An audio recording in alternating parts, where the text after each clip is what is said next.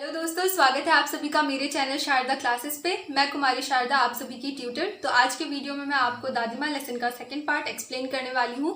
तो इस वीडियो को देखने से पहले आप फर्स्ट पार्ट वाला वीडियो ज़रूर देख लें। तो चलिए शुरू करते हैं। तो पिछले वीडियो में मैंने आप सभी को यहाँ तक एक्सप्लेन किया था कि लेखक की दादी माँ रामी की चाची को बहुत ज़्यादा डांट रही थी पैसे उधार लेके वापस न लौटाने की वजह से। तो अब रामी की चाची दादी माँ के पैरों पे गिड़गिड़ाती हुई बोली, मालकिन दया करे, बिटिया की शादी है, आप ना दया करेंगी तो निस्तार कैसे होगा।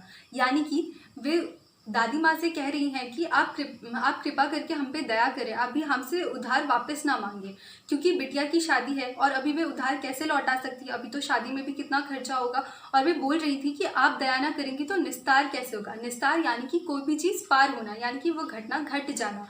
यानी कि वे बोल रही थी कि अगर आप दया नहीं करेंगी, अभी अगर आप कर्ज माफ़ नहीं करेंगी तो मेरी बेटी का शादी कैसे होगा। तो दादी माँ भी एकदम ऐसे पीछे हट गई, ये बोल के कि अरे हट हट, अभी अभी नहा के आई हूँ। लेखक को धन्नो चाची के लिए बुरा लगने लगा, तो वे दादी माँ को जा करके ये समझाने लगे कि दादी माँ छोड़ भी दो, अब गरीब है, बेचारे हैं, इस तरीके से। तो दादी माँ को गुस्सा आ गया लेखक के ऊपर और उन्होंने कहा, चल चल, बड़ा आया समझाने वाला। इस घटना को घटे हुए अब तो बहुत दिन हो चुके थे। लेखक अब तक इस घटना को भूल भी चुके थे, परंतु एक दिन जब वे रास्ते में आ रहे थे तभी उन्हें रामी चाची मिली और उन्होंने पूछा, धन्नो चाची क्या बात है। असल में वहाँ पे रामी की चाची दादी माँ को बहुत आशीर्वाद दे रही थी और जैसे ही लेखक ने पूछा क्या बात है तो वे कहने लगी कि हमारी मालकिन तो भगवान है, भगवान। तो फिर अब यहाँ पे रामी की चाची मालकिन किसे कह रही है और भगवान किसे कह रही है। वे मालकिन दादी माँ को कह रही है और वे भगवान भी दादी माँ को ही कह रही है। पर वह ऐसा क्यों कह रही है? क्योंकि पिछले दिन ही दादी माँ रामी की चाची से मिलने आई थी और साथ ही साथ उन्होंने पुराने सारे कर्जे माफ़ कर दिए और साथ में एक 10 रुपये का नोट भी दिया। पैसे देने के साथ साथ दादी माँ बोली, जैसी तेरी बेटी वैसी मेरी बेटी, देखना 10-5 रुपयों के लिए हंसाई ना हो जाए, यानी कि शादी में कोई ऊंच नीच या कोई गड़बड़ ना हो जाए। तो लेखक ने पूछा, अरे उस दिन तो वे तुम्हें बहुत डांट रही थी। तो रामी की चाची ने कहा, अरे वे तो हमसे बड़े हैं, इतने पैसे उधार लेने पर अगर वे हमें डांटे भी ना तो फिर क्या लाभ है। किशन भैया के शादी का वक्त था। लेखक बीमार होने के कारण बारात में ना जा पाए और उनका ममेरा भाई राघव भी बारात निकलने के बाद पहुंचा। इस बात पर सभी औरतों ने आपत्ति जताई, यानी कि वे सारे ही थोड़े थोड़े गुस्सा हो गए। लेकिन दादी माँ उन सबको डांटी कि अरे लड़के ही तो है। असल में जब लड़के की शादी होती है तो जिस रात को बारात निकलता है, सभी लड़के सभी मर्द बारात में जाते हैं तो सारे औरतें लड़के के घर में रह करके अभिनय करती है। इस अभिनय का कहानी हर शादी में एक ही होता है। इस कहानी में एक जोड़े की शादी से लेकर के बच्चे होने तक के दृश्य को दिखाया जाता है और इसमें सभी पात्र औरतें ही निभाती हैं। तो अभी रात भर गीत नाद हो रहा था, अभिनय हो रहा था। लेखक बीमार थे, इसीलिए दादी माँ ने उन्हें चारपाई पर लेटाकर चादर उड़ा दिया था।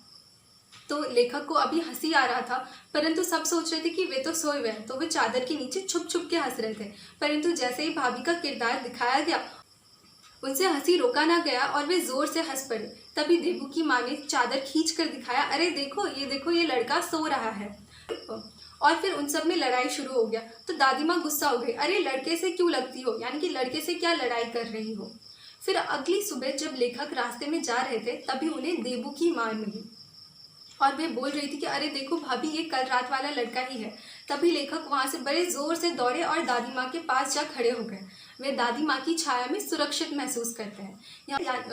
यहाँ पे एक शब्द का उपयोग किया गया है, अभयदान। अभयदान यानी कि भय से रक्षा। लेखक अपनी दादी माँ की छाया में किसी भी भय से अपने आप को सुरक्षित महसूस करते हैं। यहाँ तक हमने कहानी में लेखक की दादी माँ का स्नेहपूर्ण अवतार देखा। अब कहानी में आगे हमें लेखक की दादी माँ किस तरीके से परिस्थितियों को समझती है, इन सभी के बारे में पता चलेगा।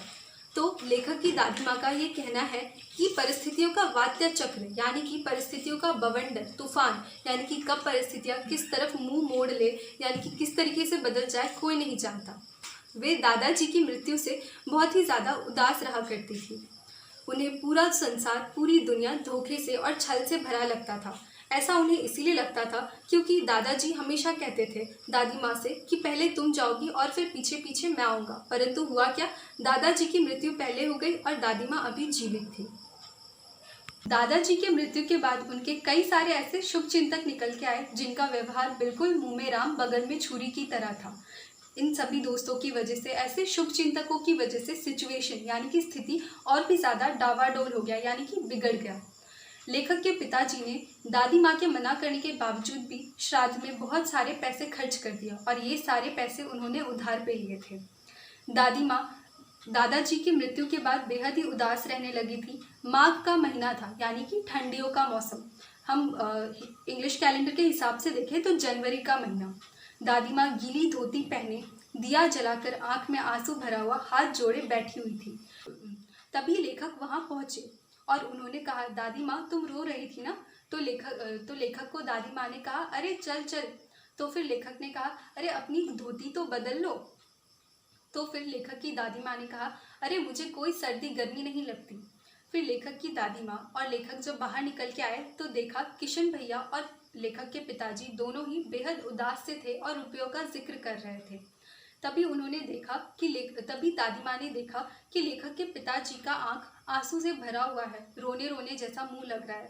तभी वे पास आई और लेखक के पिताजी का सिर सहलाते हुए बोली, अरे रोता क्यों है रे? और घर जाकर तुरंत संदूक से कंगन निकाल लाई और उसे लेखक के पिताजी को दे दिया। लेखक की दादी माँ ने कहा कि ये कंगन उन्हें उनके ससुर जी ने दिया था, यानी कि लेखक के दादाजी के पिताजी। और फिर उन्होंने साथ ही साथ ये भी कहा कि पुराने लोग आगा पीछा सब सोच लेते थे, यानी कि पुराने लोग जो भी काम करते थे वे सब आगे पीछे का सोच के किया करते थे। कहानी का आखिरी हिस्सा कहानी के शुरुआत से जुड़ा है। कहानी की शुरुआत में हमें क्या पता चला था? लेखक को एक धुंधली छाया नजर आ रही है। अब कहानी के अंत में ये धुंधली छाया विलीन होती जा रही है, विलुप्त होती जा रही है, यानी कि गायब होती जा रही है। इसका अर्थ ये है कि लेखक की दादी माँ अब नहीं रही। परंतु लेखक को ये बात कहाँ से पता चली है? लेखक को ये बात किशन भैया के द्वारा भेजे गए एक पत्र से पता चली है। लेखक उस पत्र को हाथ में लिए हुए हैं। वे पत्र कांप रही है। उसमें जितने भी अक्षर है वे अक्षर काली चींटियों की कतार के समान लग रहा है। काली चींटियों की कतार, यानी कि आपने देखा होगा ना, काली चींटी जब बहुत सारी एक लाइन में चलती रहती है, उस तरीके से। और लेखक के खिड़की पे एक काला कौवा आके बेहद ही अशुभ तरीके से पंख फैलाए बैठा है। लेखक को अपनी आंखों पर विश्वास नहीं हो रहा कि दादी माँ अब सचमुच नहीं रही। उनका मन बार बार एक ही सवाल करता है उनसे, क्या सचमुच अब दादी माँ नहीं रही? जैसा प्यार लेखक को अपनी दादी माँ से था, वैसा ही हर पोते पोती को अपनी दादी से, दादा से, नानी, नाना, हर किसी से होता है। मुझे है, आपको है, हर बच्चे को है, अपने ग्रैंड पेरेंट्स से उन्हें बहुत ही ज़्यादा लगाव होता है। आई होप आप सभी ने इस स्टोरी को बहुत ही ज़्यादा अच्छे से समझा होगा। मैंने जो एक्सप्लेनेशन दिया है उसे फील किया होगा। और अगर आप सभी को ये वीडियो पसंद आया है तो इसे लाइक, शेयर एंड सब्सक्राइब कीजिएगा। तो इस बार इस वीडियो के 2 दिन बाद ही मेरे इंस्टाग्राम आईडी पे कुछ हल्का फुल्का, little bit interesting, exciting and entertaining सा अपलोड होने वाला है। So for that stay tuned and don't forget to subscribe my channel and share and like as much as possible.